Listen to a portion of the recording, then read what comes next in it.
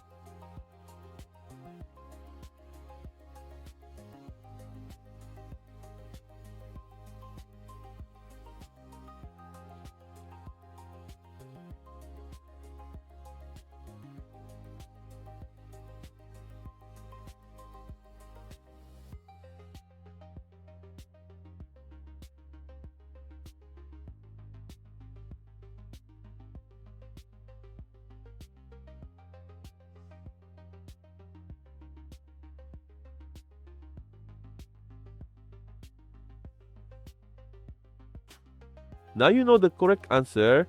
If you got it right, comment below. If you got it wrong, don't worry. This type of expression tricks many people. Leave your like and subscribe to the channel and follow the upcoming challenges. See you in the next video.